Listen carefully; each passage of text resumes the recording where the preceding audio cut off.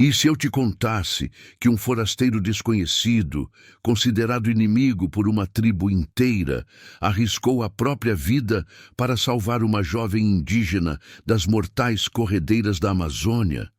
E se você soubesse que no dia seguinte, ao acordar, ele se viu cercado por 100 guerreiros armados até os dentes diante de sua simples maloca? O que você acha que aconteceu com ele? Foi morto? Foi torturado? Ou será que algo muito mais profundo e surpreendente mudou o destino de duas culturas que jamais deveriam se encontrar? Escreve aí nos comentários de qual cidade você está assistindo. E se você acredita que em toda a história existe um lado bonito, se inscreve no canal e ativa o sininho, porque o que você vai ver agora vai te emocionar de um jeito que você não imagina. O sol nascia lentamente sobre a floresta amazônica, pintando o céu com tons alaranjados e dourados que dançavam por entre as copas das árvores centenárias. Na margem do rio Tapajós, Cauê observava as águas caudalosas que corriam implacáveis à sua frente. Seus olhos castanhos, marcados por rugas de preocupação, refletiam o brilho da manhã enquanto sua mente fervilhava de pensamentos. 3 luas haviam se passado desde que ele decidira abandonar a cidade e se embrenhar na floresta, construindo uma pequena maloca afastada de qualquer aldeia indígena ou povoado de homens brancos. As mãos calejadas de Cauê deslizaram pelos cabelos escuros e compridos, agora parcialmente presos em um rabo de cavalo improvisado. Ele não pertencia mais ao mundo dos brancos, mas também não era aceito entre os povos da floresta. Era o que os ribeirinhos chamavam de um encantado ao contrário, alguém que, em vez de ser levado pelo rio para o mundo invisível, havia sido expulso de seu próprio mundo para viver nas sombras da mata. Seus pensamentos foram interrompidos pelo som distante de um tronco caindo na água. Cauê estreitou os olhos na direção do barulho, sua mão instintivamente buscando o facão que sempre carregava preso à cintura. Ele sabia que aquela região era território dos Arauaté, uma tribo conhecida por sua desconfiança com estranhos. Em suas andanças pela floresta, Cauê havia aprendido a respeitar os limites invisíveis que separavam os territórios indígenas, mantendo-se sempre a uma distância segura. Mas hoje algo o inquietava. O vento parecia carregar um presságio, um murmúrio de que algo estava prestes a acontecer. Cauê respirou fundo, sentindo o cheiro da terra úmida e da vegetação exuberante que o cercava. Decidiu que era hora de voltar para sua maloca e preparar seu alimento matinal.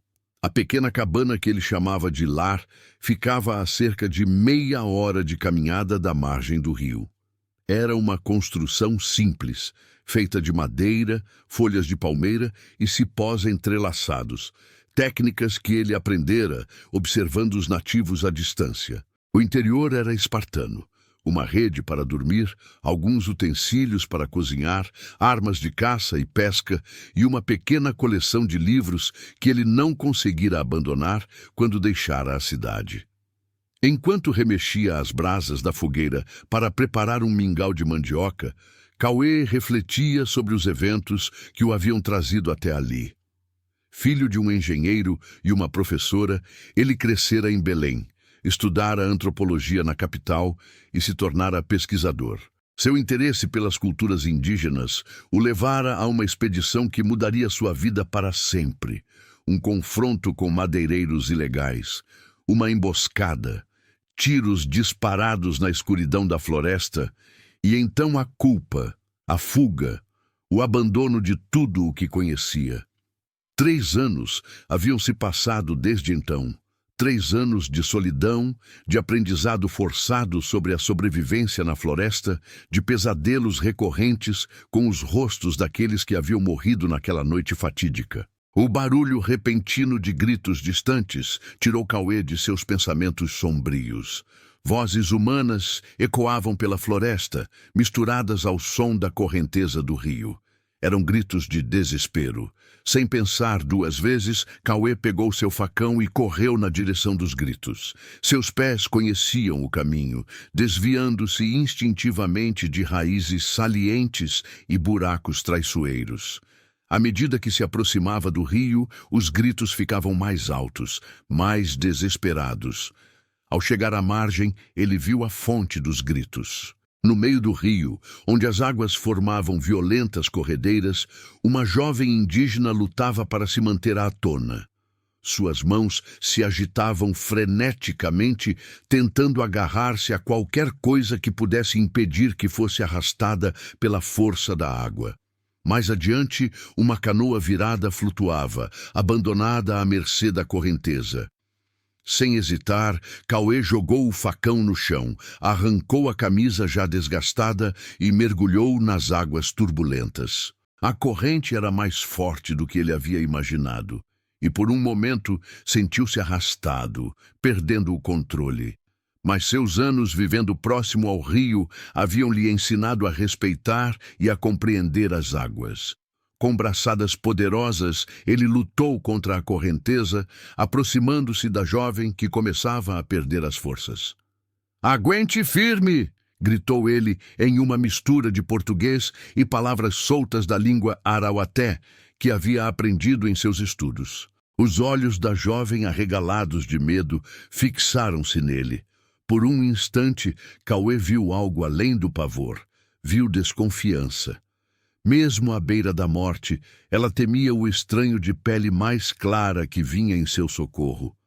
Quando finalmente a alcançou, Cauê passou um braço em volta da cintura da jovem e começou a nadar de volta para a margem, usando toda a sua força para lutar contra a corrente que parecia determinada a arrastá-los para as partes mais perigosas do rio. A respiração de ambos estava ofegante e por várias vezes foram puxados para debaixo d'água pela força das corredeiras.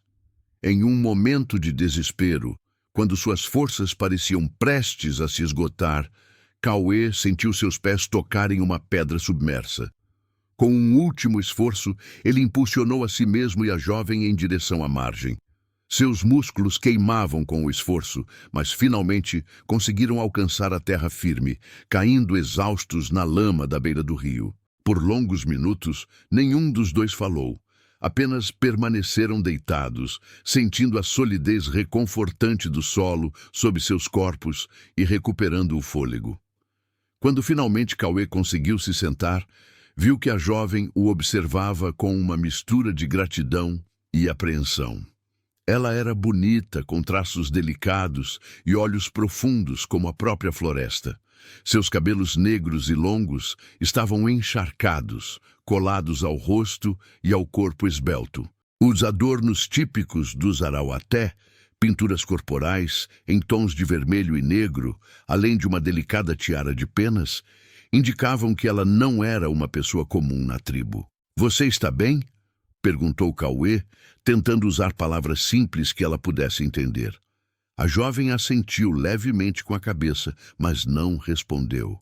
Seus olhos percorriam o corpo de Cauê, notando as cicatrizes antigas que marcavam seu torso, as tatuagens de sua vida anterior, os traços que revelavam sua origem mestiça. "Preciso te levar de volta para sua aldeia", disse ele, apontando na direção de onde sabia estar o território arauaté. Foi então que ela falou, sua voz suave, mas firme.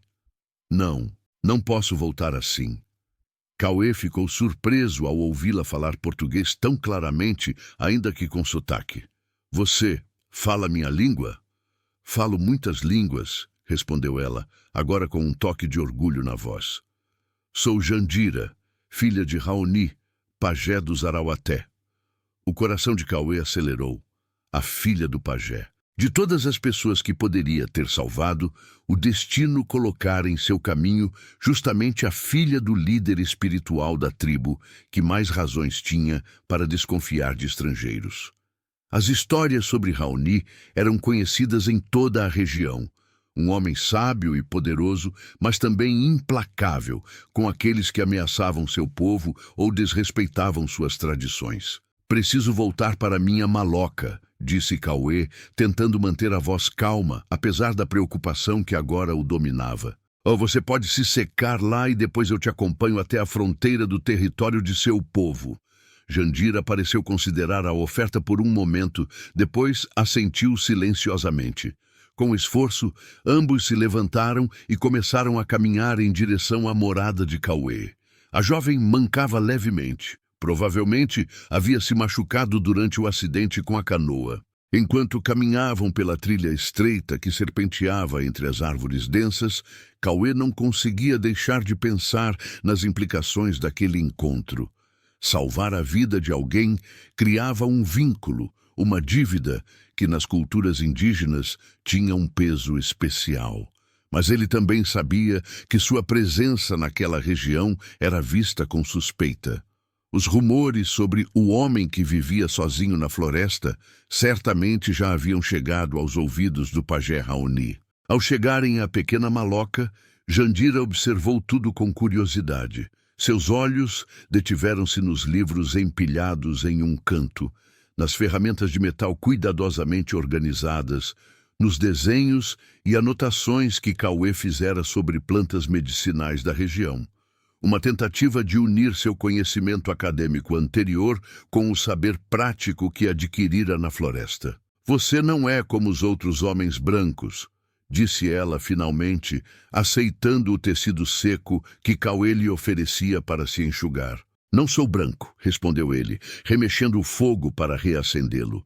Minha mãe era filha de ribeirinhos, com sangue indígena. Meu pai veio de fora. Mas viveu entre eles, estudou com eles, insistiu Jandira, apontando para os livros. Cauê assentiu, sentindo-se desconfortável com o rumo da conversa. Sim, vivi, mas isso foi antes. Antes do quê? A pergunta pairou no ar como fumaça, densa e sufocante. Cauê não respondeu imediatamente. Em vez disso, ocupou-se preparando um chá de ervas que ajudaria a restaurar as forças de ambos depois do esforço no rio. Antes de eu entender que não pertencia a lugar nenhum, disse ele finalmente, entregando a Jandira uma cuia com a bebida quente. A jovem aceitou o chá, seus dedos roçando levemente nos de Cauê durante a troca. Por um breve momento, seus olhares se encontraram, e ele viu algo diferente no olhar dela. Não mais medo ou desconfiança, mas uma curiosidade sincera. Meu pai diz que todos pertencem a algum lugar, respondeu ela depois de provar o chá, mesmo aqueles que ainda não encontraram seu caminho. Enquanto conversavam, o sol começou a descer no horizonte, pintando o céu com tons de vermelho e púrpura. Cauê percebeu que seria imprudente tentar levar Jandira de volta à sua aldeia, com a noite se aproximando. As trilhas da floresta se tornavam traiçoeiras na escuridão, e predadores saíam para caçar. Você deve passar a noite aqui, disse ele, indicando sua própria rede. Eu posso improvisar um lugar para dormir. Jandira hesitou, claramente desconfortável com a ideia. Meu pai estará preocupado. E meu noivo? A palavra caiu como uma pedra no estômago de Cauê. Noivo. Claro que uma jovem como ela, filha de um líder importante, já estaria prometida a alguém. Seu noivo? O Birajara, o mais valente guerreiro de nossa aldeia, respondeu ela com uma expressão que Cauê não conseguiu decifrar. Havia orgulho em sua voz, mas também algo mais. Resignação, talvez? Nosso casamento acontecerá na próxima lua cheia. Cauê assentiu, tentando ignorar o inexplicável desapontamento que sentiu. Mais um motivo para garantir que você volte em segurança. Mas não podemos arriscar a trilha à noite. Partiremos ao primeiro sinal do amanhecer. Enquanto a noite caía sobre a floresta, envolvendo tudo em um manto de escuridão pontuado apenas pela luz das estrelas e pelo brilho suave da fogueira, Cauê e Jandira compartilharam histórias. Ela lhe contou sobre a vida na aldeia, as tradições dos Arauaté, as mudanças que seu povo enfrentava com a crescente presença de madeireiros e garimpeiros na região. Ele, por sua vez, falou de suas viagens, dos conhecimentos que adquirira, das maravilhas e horrores que vira no mundo além da floresta. Em determinado momento, Jandira pediu que ele mostrasse seus livros. Com cuidado quase reverente, Cauê apresentou a ela os volumes desgastados que haviam sobrevivido à sua jornada, tratados de botânica, etnografias sobre povos indígenas, alguns clássicos da literatura brasileira. Este aqui, disse ele, mostrando um livro particularmente maltratado, foi escrito por um homem chamado Darcy Ribeiro. Ele dedicou sua vida a entender e defender os povos indígenas. Jandira folheou as páginas com curiosidade, seus dedos delicados traçando as linhas de texto que não podia ler, mas cujo valor claramente compreendia. Meu pai me mandou estudar na missão por 2 anos, revelou ela. Aprendi a ler um pouco, a falar português. Ele diz que precisamos conhecer as armas do inimigo para nos defender. Sábias palavras, concordou Cauê, embora nem todos os que vêm de fora sejam inimigos. Não? O olhar dela era penetrante, desafiador. Os homens de fora cortam nossas árvores, envenenam nossos rios, trazem doenças, matam nossos guerreiros, como não seriam inimigos? A pergunta atingiu Cauê como uma flecha certeira. As imagens daquela noite terrível, 3 anos atrás, invadiram sua mente. Os tiros, os gritos, o cheiro de sangue e pólvora. Você está certa, disse ele finalmente desviando o olhar. Muitos são inimigos. Eu mesmo já fui culpado. A confissão pairou entre eles, pesada como o ar úmido da floresta antes de uma tempestade. Cauê esperou pelo julgamento, pela condenação que certamente viria. Em vez disso, sentiu o toque suave da mão de Jandira sobre a sua. Conte-me, pediu ela simplesmente. E assim, pela primeira vez desde que se embrenhara na floresta, Cauê falou sobre o que acontecera naquela noite. Contou como, durante uma expedição de pesquisa, ele e seus colegas haviam encontrado um acampamento de madeireiros ilegais. Como decidiram documentar a operação para denunciá-la às autoridades, como foram descobertos e perseguidos, como na confusão da fuga noturna pela mata fechada, tiros foram disparados. Como uma bala perdida, que poderia ter sido disparada por qualquer arma, incluindo a que ele mesmo carregava para proteção, atingiu um jovem índio que servia de guia para os madeireiros. Nunca soube ao certo de qual arma saiu o tiro que o matou, concluiu Cauê, sua voz embargada pela emoção. Mas sei que estive lá. Sei que fazia parte daquilo tudo. A culpa é minha também. Jandira ouviu em silêncio, seu rosto iluminado pelo brilho alaranjado da fogueira. Quando Cauê terminou seu relato, ela permaneceu quieta por longos momentos. Entre meu povo, disse ela finalmente. Acreditamos que cada vida perdida exige um pagamento. Não por vingança, mas para restaurar o equilíbrio. Cauê assentiu gravemente. Em muitas culturas é assim, uma vida por outra. Nem sempre uma vida, corrigiu Jandira.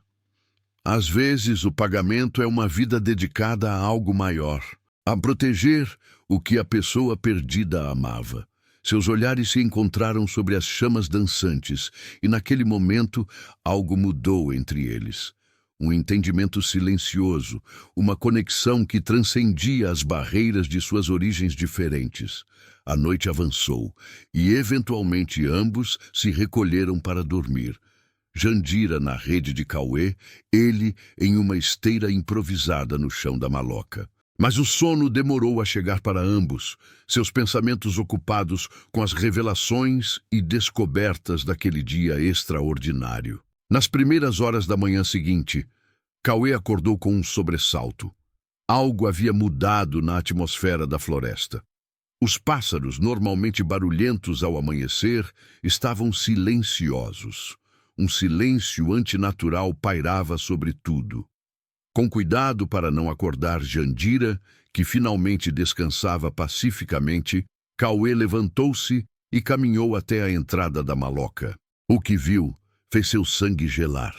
Dispostos em um semicírculo perfeito, a menos de 20 metros de sua habitação, estavam aproximadamente 100 guerreiros Arauaté, pintados para a guerra, armados com arcos, flechas, lanças e algumas espingardas antigas, provavelmente obtidas em trocas com ribeirinhos. Eles aguardavam imóveis, seus olhares fixos na pequena maloca.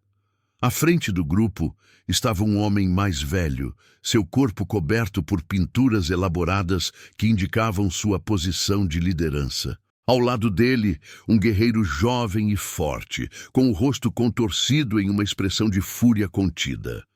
Cauê não precisava que ninguém lhe dissesse quem eram: o pajé Raoni e o Birajara, pai e noivo de Jandira. Por um momento que pareceu se estender infinitamente, ninguém se moveu. O tempo parecia suspenso, como se a própria floresta prendesse a respiração, aguardando o desfecho daquele encontro improvável. Então, Cauê fez a única coisa que poderia fazer. Saiu completamente da maloca, mostrando-se desarmado, e caminhou lentamente em direção ao grupo de guerreiros. Cada passo era consciente, deliberado, como se estivesse caminhando para seu próprio sacrifício. Quando estava a cerca de 10 passos do pajé, Cauê parou e inclinou levemente a cabeça em um gesto de respeito. "Pai de Jandira", disse ele, utilizando as poucas palavras que conhecia na língua arauaté, antes de continuar em português. "Sua filha está segura. Ela descansa em minha maloca." Os olhos do velho pajé, profundos e insondáveis como as próprias águas do Tapajós, estudaram Cauê por um longo momento. Então, com um gesto quase imperceptível, ele ordenou a 2 guerreiros que verificassem a maloca. Enquanto aguardavam, a tensão era palpável. O Birajara parecia pronto a atacar a qualquer momento, sua mão apertando firmemente a lança decorada que carregava. Os outros guerreiros permaneciam imóveis, mas igualmente alertas, prontos para agir ao menor sinal de seu líder. Logo os 2 guerreiros retornaram, trazendo consigo uma Jandira sonolenta e confusa. Ao ver seu pai e seu noivo, seus olhos se arregalaram em compreensão. "Pai!" exclamou ela, correndo para abraçar o velho pajé. Rapidamente, em sua língua nativa, Jandira começou a explicar o que acontecera. Cauê não conseguia entender as palavras, mas podia perceber pela entonação e gestos que ela descrevia o acidente na canoa, o resgate nas corredeiras, a noite passada em sua maloca. À medida que ela falava, o rosto do pajé permanecia impassível, mas Cauê notou sutis mudanças nos olhares trocados entre os guerreiros. O que quer que Jandira estivesse dizendo estava causando impressão. Quando ela terminou seu relato, o silêncio voltou a reinar na clareira. Então, para surpresa de Cauê, Jandira se virou e caminhou de volta até ele, colocando-se ao seu lado. "Meu pai quer saber por que um homem que vive sozinho na floresta, escondendo-se de seu próprio povo, arriscaria sua vida para salvar a filha de um estranho." Traduziu ela, seus olhos fixos nos de Cauê. A pergunta pegou Cauê desprevenido. Por quê? De fato, ele mesmo nunca havia parado para considerar suas motivações. Agira por instinto, sem pensar nas consequências ou nos perigos. "Diga a seu pai", respondeu finalmente, "que qualquer homem de qualquer povo salvaria alguém que estivesse se afogando. Não é preciso ser de uma mesma tribo para reconhecer o valor da vida." Enquanto Jandira traduzia suas palavras, Cauê viu algo mudar no rosto do velho pajé. Um brilho de interesse, talvez até de aprovação, passou por seus olhos antigos. O pajé falou então, sua voz surpreendentemente forte para alguém de sua idade. Jandira traduziu: "Meu pai diz que conhece sua história, homem que vive entre 2 mundos. Os espíritos da floresta lhe contaram sobre o forasteiro que carrega um fardo de culpa, que busca redenção vivendo como os antigos. Ele diz que os sinais de sua chegada foram profetizados." Cauê sentiu um arrepio percorrer sua espinha. Como o pajé poderia saber sobre seu passado? Seria possível que as histórias sobre os poderes dos xamãs amazônicos tivessem alguma verdade? Antes que pudesse formular uma resposta, Ubirajara avançou, interrompendo o diálogo com palavras rápidas e agressivas em sua língua nativa. Seu dedo apontava acusadoramente para Cauê, e embora não entendesse as palavras específicas, a mensagem era clara: desconfiança, raiva, ciúme. O pajé ouviu pacientemente o jovem guerreiro, depois ergueu uma mão, silenciando-o. Com dignidade, caminhou até ficar frente a frente com Cauê. De perto, Raoni parecia ainda mais impressionante, seu rosto marcado por rugas profundas que contavam histórias de sabedoria e provações, seus olhos penetrantes que pareciam enxergar além do visível. Em um português surpreendentemente claro, o velho pajé falou diretamente com Cauê. Você salvou minha filha das águas que a reclamavam. Por isso, tem nossa gratidão, mas você também é um homem que carrega sombras. Um homem cuja presença na floresta desperta perguntas. O pajé fez uma pausa, seu olhar estudando cada detalhe do rosto de Cauê. Entre nosso povo, uma vida salva cria um vínculo que não pode ser quebrado. Você agora está ligado ao destino de minha filha, e através dela, ao destino de todo o nosso povo. Cauê sentiu o peso daquelas palavras, como se fossem pedras sendo colocadas sobre seus ombros. O que exatamente significava estar ligado ao destino de Jandira e seu povo? Como se lesse seus pensamentos, o pajé continuou. Os espíritos me mostraram que tempos difíceis estão chegando para a floresta e seus filhos. Homens com máquinas de destruição avançam cada vez mais, sedentos pelo ouro que dorme sob nossas terras. Precisaremos de aliados que conheçam os dois mundos. O velho pajé olhou significativamente para Jandira, depois de volta para Cauê. Minha filha aprendeu os caminhos do mundo exterior, como você aprendeu os caminhos da floresta. Juntos, vocês formam uma ponte entre mundos que precisam se encontrar antes que seja tarde demais.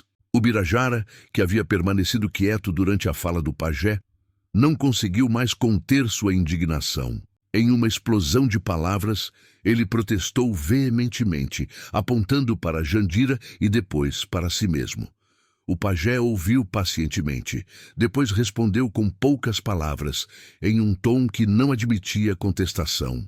Mesmo sem entender o idioma, Cauê percebeu que uma decisão importante havia sido tomada. Jandira, que havia permanecido em silêncio ao seu lado, agora tremia levemente. Quando Cauê olhou para ela, viu que seus olhos estavam marejados. O que aconteceu? Perguntou ele em voz baixa. Meu pai, ela hesitou buscando as palavras. Meu pai disse que os espíritos revelaram um novo caminho, que meu casamento com Ubirajara não deve acontecer. Cauê sentiu como se o chão se abrisse sob seus pés. O que o pajé estava sugerindo? Em vez disso, continuou Jandira, sua voz agora firme apesar das lágrimas contidas, devo permanecer com você. Aprender o que você sabe sobre o mundo dos brancos, enquanto você aprende mais sobre nossos costumes. Juntos, seremos os olhos e ouvidos de meu povo, preparando-os para o que está por vir.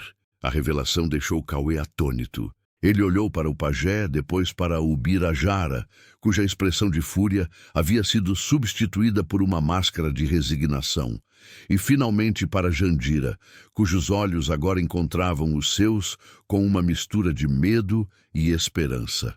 Mas isso é uma ordem? Você não tem escolha? Perguntou Cauê, perturbado pela ideia de que a jovem estivesse sendo forçada a uma situação que não desejava. Um leve sorriso curvou os lábios de Jandira. Meu pai não ordena. Ele interpreta os sinais dos espíritos, e nós escolhemos segui-los ou não. A escolha é minha. Ela olhou profundamente nos olhos de Cauê. E naquele momento ele viu algo que não esperava. Não resignação, mas determinação. Não medo, mas coragem. E eu escolho esse caminho, completou ela. Escolho confiar no homem que arriscou sua vida para salvar a minha. O homem que busca a redenção.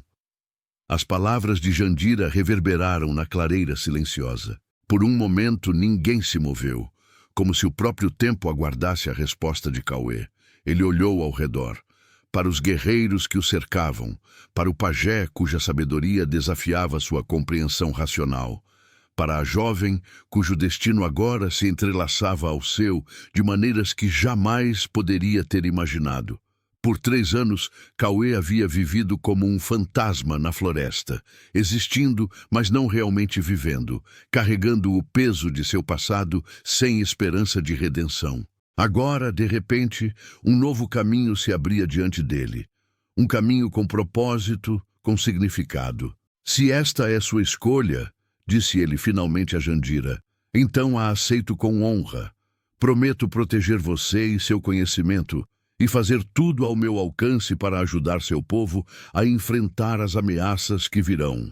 O pajé Raoni assentiu com aprovação e, em seguida, fez um gesto para seus guerreiros. Em uníssono, eles baixaram suas armas, não completamente, notou Cauê, mas o suficiente para indicar que a tensão imediata havia passado. Sua maloca está muito exposta, disse o pajé, olhando criticamente para a habitação simples de Cauê. Não é lugar para minha filha viver, nem local seguro para a missão que terão pela frente. Com um comando rápido, ele designou um grupo de guerreiros que imediatamente começaram a se movimentar, alguns entrando na maloca para recolher os pertences de Cauê, outros dispersando-se pela floresta em busca de materiais. Construiremos para vocês uma nova morada, explicou Raoni, na fronteira entre nosso território e o mundo exterior. Um lugar onde poderão observar e aprender, sem estarem completamente expostos aos perigos de ambos os lados. O restante daquele dia transcorreu em uma atividade frenética que deixou Cauê maravilhado. Os guerreiros arauaté, antes tão ameaçadores, agora trabalhavam com eficiência impressionante, aplicando técnicas de construção ancestrais que permitiram erguer em poucas horas o esqueleto do que seria uma maloca muito superior à que Cauê havia construído. Enquanto o trabalho prosseguia, Jandira permaneceu ao lado de Cauê, explicando-lhe o significado de cada etapa da construção, os materiais escolhidos, as técnicas empregadas. Era como se ambos já tivessem iniciado sua missão de compartilhamento de conhecimentos. O Birajara mantinha-se distante, seu olhar ocasionalmente encontrando o de Cauê com uma hostilidade mal disfarçada. Era evidente que, apesar de aceitar a decisão do pajé, o jovem guerreiro não estava feliz com o rumo dos acontecimentos. Ao final do dia, quando os últimos raios de sol filtravam-se através da copa das árvores, a nova habitação estava quase concluída.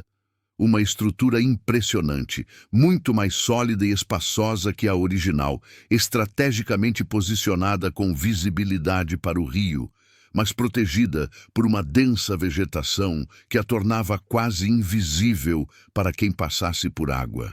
O pajé Raoni, que havia supervisionado o trabalho com a dignidade silenciosa de um líder nato, aproximou-se de Cauê enquanto este admirava a nova construção.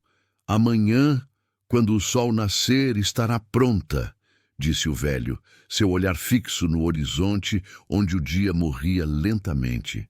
E então começará a sua verdadeira jornada. Qual exatamente é essa jornada? Perguntou Cauê, ainda incerto sobre o que realmente se esperava dele. Raoni voltou seus olhos antigos para o jovem, e neles Cauê viu refletida a sabedoria de incontáveis gerações. Os espíritos me mostraram homens de coração negro escavando a terra, envenenando as águas, abatendo árvores centenárias. Vi máquinas como grandes insetos de metal devorando a floresta. Ouvi o choro dos pássaros, que não têm mais onde pousar, dos peixes que não podem mais respirar nas águas turvas. O pajé fez uma pausa, sua mão enrugada pousando no ombro de Cauê, com surpreendente firmeza. Mas também vi uma luz. Vi 2 mundos que aprendem a falar um com o outro antes que seja tarde demais.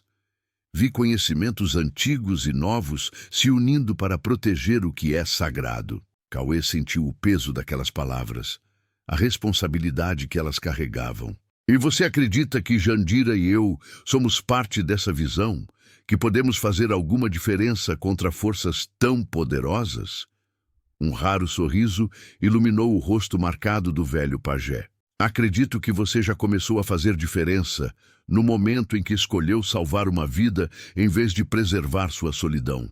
O restante do caminho se revelará passo a passo. Com estas palavras enigmáticas, Raoni afastou-se para juntar-se aos guerreiros que acendiam fogueiras para a noite que se aproximava.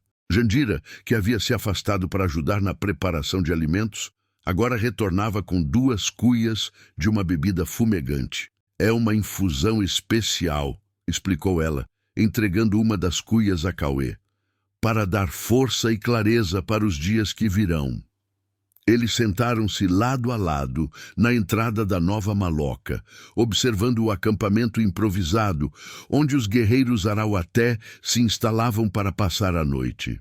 A maioria retornaria à aldeia na manhã seguinte, mas alguns permaneceriam por mais alguns dias para completar a construção e garantir a segurança do novo lar. "Você está arrependida?" perguntou Cauê subitamente, virando-se para encará-la. "De ter aceitado esta missão, de ter renunciado ao seu casamento com Ubirajara." Jandira olhou para o guerreiro que se mantinha afastado do grupo, seu perfil orgulhoso recortado contra o fogo. "Ubirajara é valente e respeitado", disse ela pensativamente. "Nosso casamento foi arranjado quando éramos crianças, como é costume. Seria uma união boa para ambas as famílias." Ela fez uma pausa, seus olhos agora encontrando os de Cauê. "Mas nunca foi minha escolha. Nunca foi um caminho que meu coração desejasse seguir." "E este?" insistiu Cauê, indicando com um gesto a situação em que agora se encontravam. "Este caminho incerto, perigoso, ao lado de um estranho marcado pela culpa. Este é o que seu coração deseja?" Um leve sorriso curvou os lábios de Jandira. "Quando estava lutando contra as águas, certa de que morreria engolida pelas corredeiras, fiz uma promessa aos espíritos. Prometi que, se sobrevivesse, buscaria um novo propósito para minha vida, algo além das tradições que me aprisionavam." Ela estendeu a mão, tocando levemente o braço de Cauê. "Então você apareceu, como uma resposta enviada pelas próprias águas. Um homem entre mundos, como eu mesma me sinto muitas vezes. Não acredito em coincidências, Cauê. Acredito em destinos que se entrelaçam por razões que vão além da nossa compreensão." As palavras de Jandira tocaram algo profundo em Cauê. Por 3 anos, ele havia vagado pela floresta, buscando expiação para uma culpa que o consumia. Agora, de repente, um novo caminho se abria. Não de solidão e autopunição, mas de propósito compartilhado. Naquela noite, enquanto as estrelas brilhavam sobre a floresta e os sons noturnos da Amazônia criavam uma sinfonia natural ao redor deles, Cauê sentiu algo que há muito não experimentava: esperança. Uma tênue, frágil esperança de que, talvez, sua presença naquele lugar não fosse apenas uma fuga, mas parte de um plano maior. Ao amanhecer do dia seguinte, a maioria dos guerreiros Arauaté partiu, retornando à sua aldeia com a notícia de que a filha do pajé estava segura e iniciando uma nova jornada. Apenas 10 homens permaneceram, incluindo Ubirajara, que insistira em ficar para garantir a segurança de Jandira, como ele mesmo explicara. O pajé Raoni também ficou, supervisionando os toques finais na nova habitação e instruindo tanto Cauê quanto Jandira sobre a missão que teriam pela frente. "Nos próximos dias", explicou o velho, enquanto os 3 caminhavam pela margem do rio, "homens virão pelo rio, homens com máquinas que procuram ouro. Vocês observarão seus movimentos, entenderão suas intenções. Não se mostrarão a eles, mas registrarão tudo o que virem." Cauê assentiu, compreendendo a importância da tarefa. Suas habilidades como pesquisador seriam úteis agora. Observação meticulosa, documentação precisa, análise dos padrões de comportamento. E depois, perguntou ele. Depois, respondeu o pajé, usaremos o que aprendermos para proteger nossas terras, não com armas ou violência, mas com o conhecimento que você traz do mundo exterior. Leis, direitos, aliados que possam nos ajudar a enfrentar esta ameaça de uma maneira que não traga mais derramamento de sangue. A menção a sangue derramado fez Cauê lembrar-se de sua própria história, do tiro que tirara a vida de um jovem indígena, da culpa que carregava. Como se lesse seus pensamentos, Raoni colocou uma mão no ombro de Cauê. O passado não pode ser mudado, disse o velho pajé. Mas o futuro ainda está sendo tecido, fio por fio, escolha por escolha. Esta é sua chance de tecer um novo padrão. Nos dias que se seguiram, Cauê e Jandira estabeleceram uma rotina. Pela manhã, exploravam os arredores, familiarizando-se com cada trilha, cada ponto estratégico de observação. À tarde, compartilhavam conhecimentos, ele ensinando-a sobre documentação, fotografia, legislação ambiental, ela instruindo-o sobre plantas medicinais, técnicas de camuflagem, sinais da floresta. À noite, sentados à entrada da maloca sob um céu estrelado, conversavam sobre seus mundos tão diferentes e ainda assim cada vez mais entrelaçados. O Birajara observava tudo com crescente desconfiança. Embora respeitasse a decisão do pajé, era evidente que o jovem guerreiro considerava Cauê uma ameaça. Não apenas à segurança de Jandira, mas também às tradições de seu povo. No quinto dia, após a chegada dos Arauaté, a previsão do pajé se concretizou. Logo ao amanhecer, o som distante de motores quebrou a paz da floresta. 3 barcos surgiram na curva do rio, embarcações de porte médio, equipadas com motores potentes e carregadas de equipamentos de mineração. De seu ponto de observação cuidadosamente camuflado, Cauê e Jandira assistiram à chegada dos garimpeiros. Com os binóculos que faziam parte do escasso equipamento que Cauê trouxera de sua vida anterior, eles puderam observar os detalhes da operação. Eles estão bem organizados, murmurou Cauê, passando os binóculos para Jandira. Isso não é garimpo artesanal. Há investimento pesado aqui, equipamento profissional. Jandira observou por um momento, então devolveu os binóculos com uma expressão preocupada. Veja o homem no barco principal, indicou ela. Aquele de chapéu claro. Cauê ajustou o foco dos binóculos. O homem em questão estava de pé na proa do barco maior, dando instruções aos outros. Alto, de ombros largos, com um rosto marcado pelo sol e uma barba grisalha bem aparada, ele tinha a postura de alguém acostumado a comandar. Conheço aquele homem, disse Jandira, sua voz trêmula de emoção contida. Esteve em nossa aldeia há 2 anos, dizendo-se amigo, oferecendo presentes e promessas. Meu pai desconfiou dele desde o primeiro momento. Cauê continuou observando. Havia algo familiar naquele rosto, algo que despertava memórias enterradas. E então, como um raio em dia claro, a realização o atingiu. Henrique Vasconcelos, murmurou ele, abaixando os binóculos lentamente. Você o conhece? Perguntou Jandira, surpresa.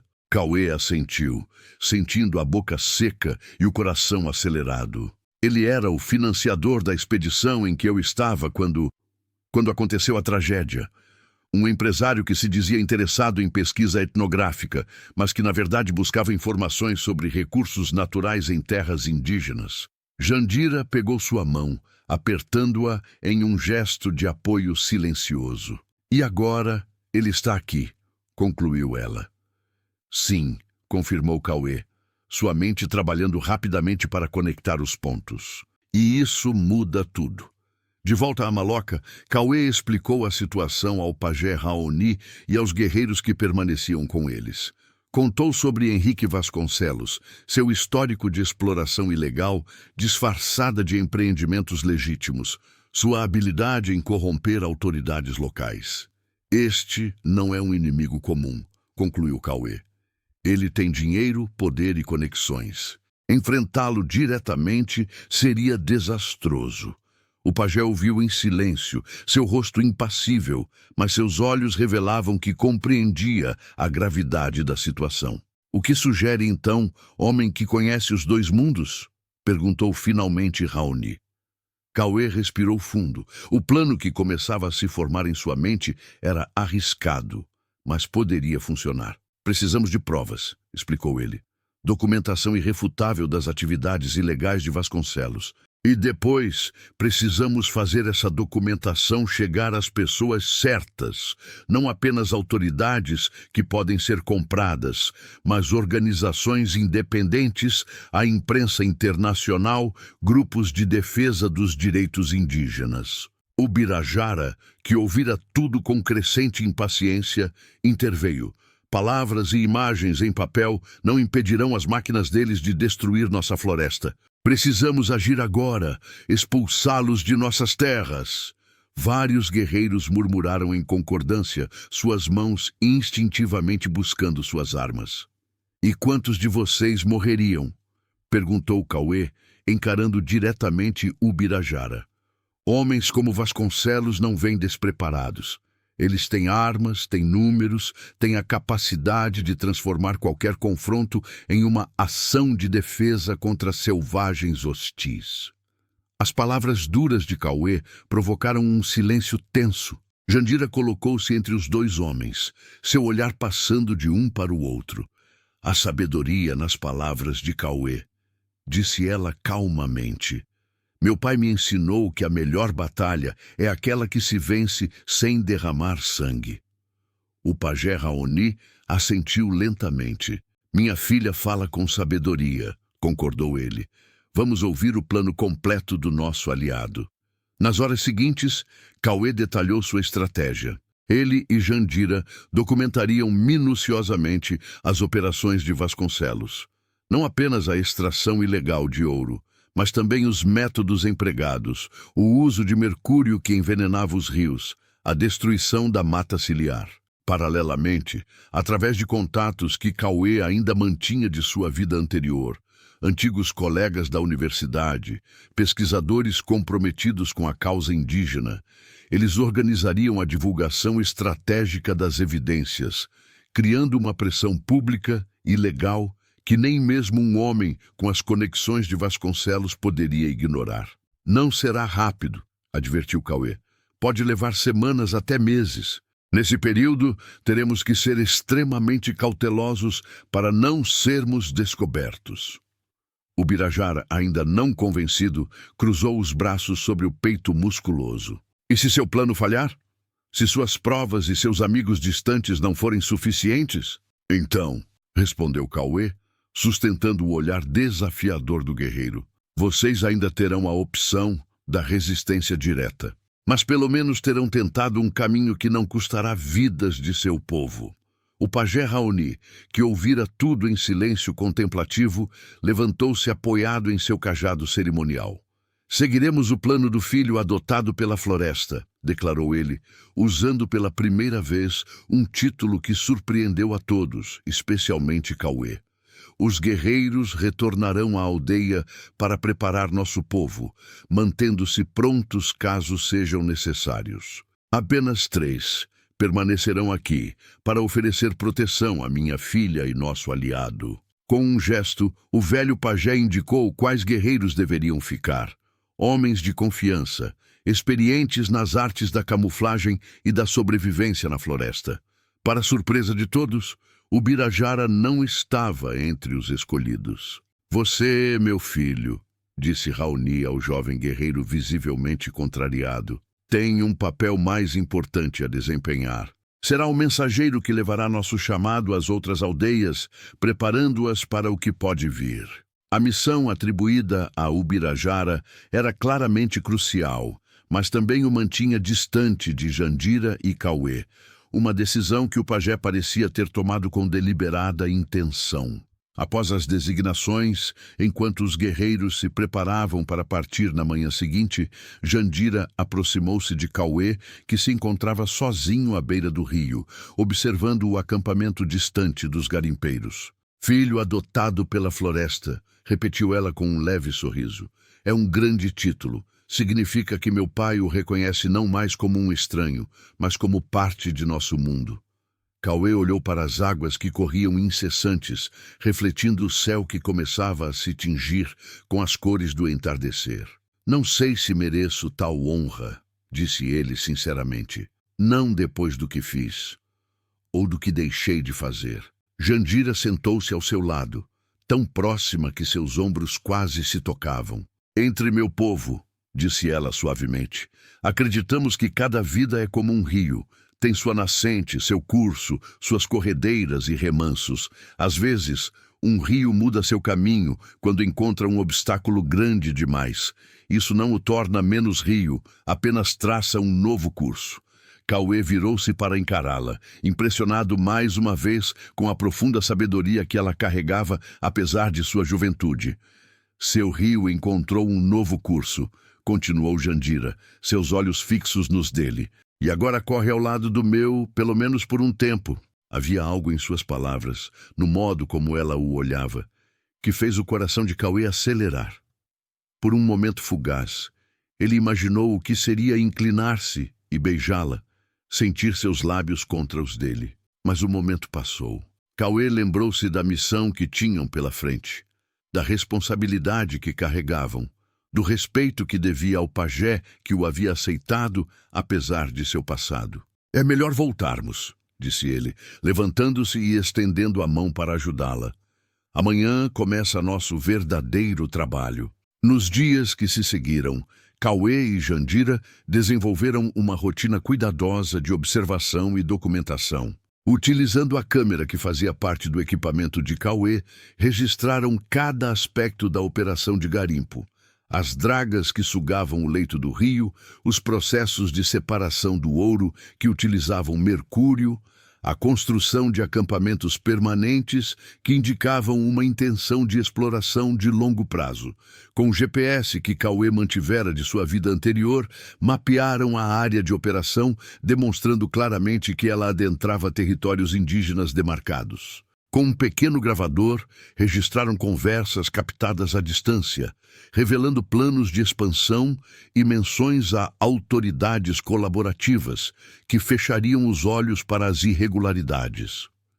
Os 3 guerreiros que permaneceram com eles garantiam segurança e apoio logístico, caçando para a alimentação do grupo e mantendo vigilância constante para evitar encontros inesperados com patrulhas de garimpeiros. À medida que as evidências se acumulavam, Cauê começou a redigir relatórios detalhados que, combinados com as fotografias, mapas e gravações, formariam um dossiê completo sobre as atividades ilegais de Vasconcelos.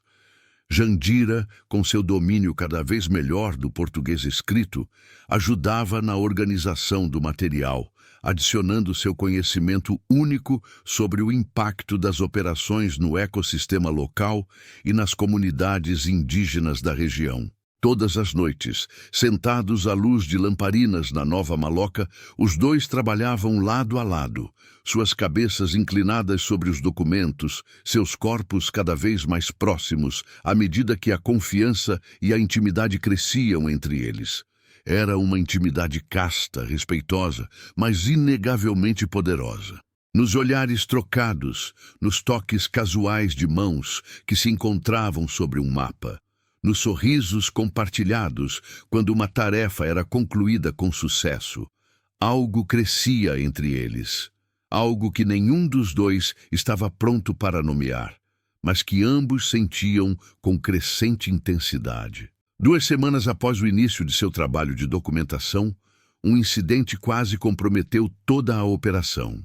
Cauê e Jandira estavam em seu ponto de observação habitual, fotografando uma nova área de desmatamento aberta pelos garimpeiros, quando o som de vozes masculinas aproximando-se os surpreendeu.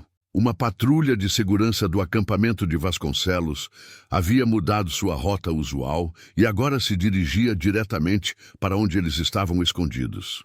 Sem tempo para uma retirada segura, os 2 se acomodaram o mais silenciosamente possível no denso matagal que os ocultava, esperando que os homens passassem sem notá-los.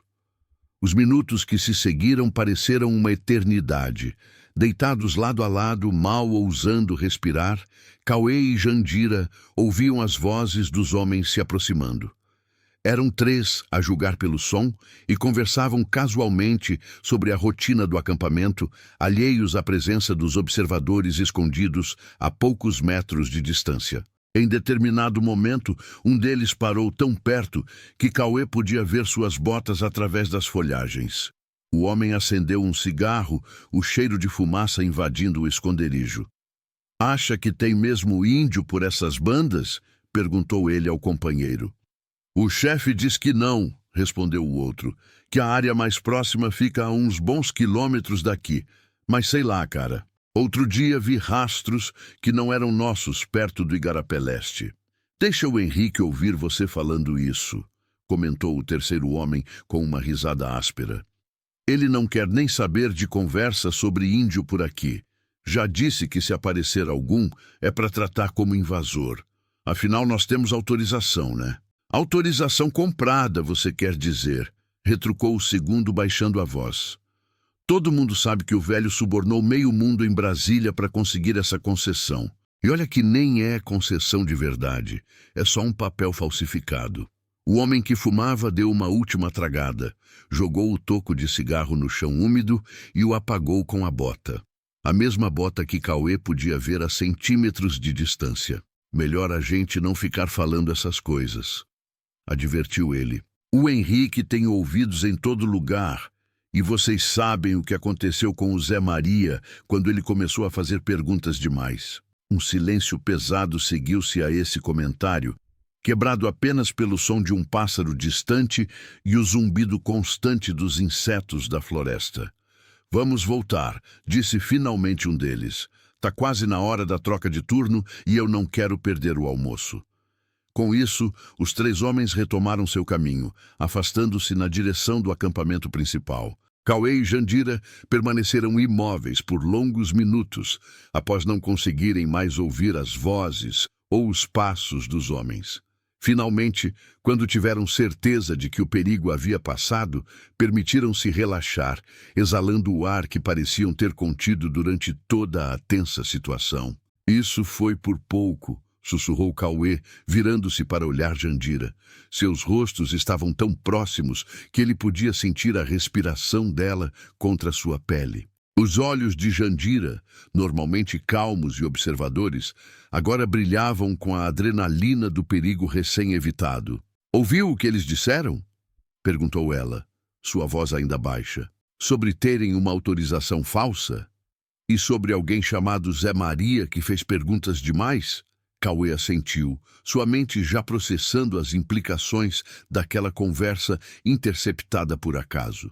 "Isso confirma nossas suspeitas sobre a ilegalidade da operação", disse ele, "e sugere que Vasconcelos pode ter recorrido à violência para silenciar dissidentes dentro de sua própria equipe." Com cuidado, os 2 começaram a se retirar do esconderijo, movendo-se silenciosamente pela floresta até estarem a uma distância segura do caminho utilizado pela patrulha. De volta à maloca, relataram o incidente aos guerreiros que os aguardavam. O mais velho deles, um homem chamado Pirã, cujo corpo era coberto por tatuagens tradicionais que contavam a história de suas façanhas como caçador, ouviu com expressão grave. "Os espíritos nos enviaram esta informação", declarou ele depois que Cauê terminou seu relato. "Mas também nos alertaram sobre o perigo crescente. Precisamos ser ainda mais cautelosos agora." Naquela noite, enquanto organizavam o material coletado durante o dia, incluindo uma gravação da conversa dos seguranças que Cauê conseguira captar parcialmente com seu pequeno gravador, Jandira parecia incomumente pensativa. "O que está te preocupando?" perguntou Cauê, notando seu silêncio prolongado. Ela levantou os olhos dos documentos que examinava, seu rosto iluminado pela luz suave da lamparina. "Estou pensando em quanto tempo mais precisaremos para reunir provas suficientes", respondeu ela. "Cada dia que passa, mais da floresta é destruída, mais veneno é derramado em nossas águas. E hoje estivemos tão perto de ser descobertos." Cauê compreendeu sua ansiedade. Ele mesmo se perguntava se estavam avançando rápido o suficiente, se seu plano realmente funcionaria contra um adversário tão poderoso e bem conectado como Henrique Vasconcelos.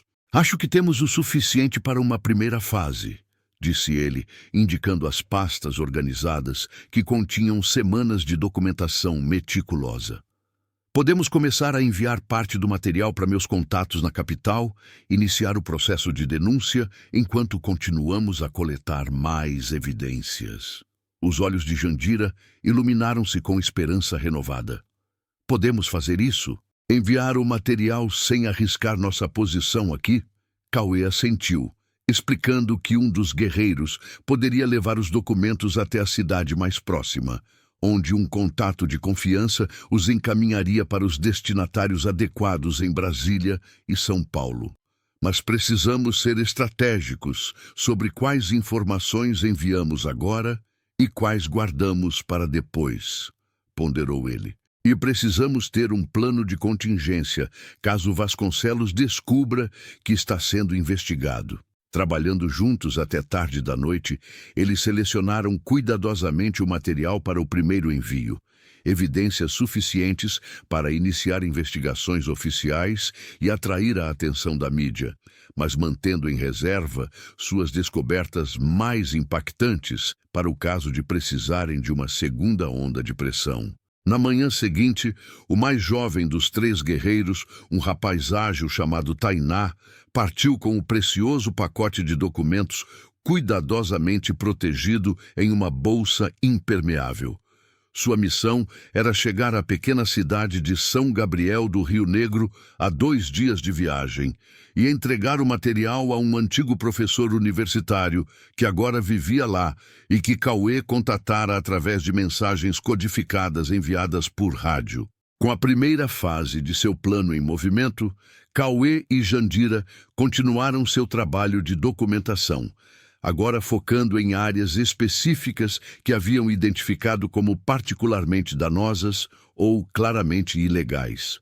Foi durante uma dessas missões de observação, 10 dias após o envio dos primeiros documentos, que eles testemunharam algo que mudaria drasticamente o curso dos acontecimentos. Escondidos no alto de uma pequena elevação, que permitia uma vista privilegiada do acampamento principal, Cauê e Jandira observavam a chegada de um hidroavião.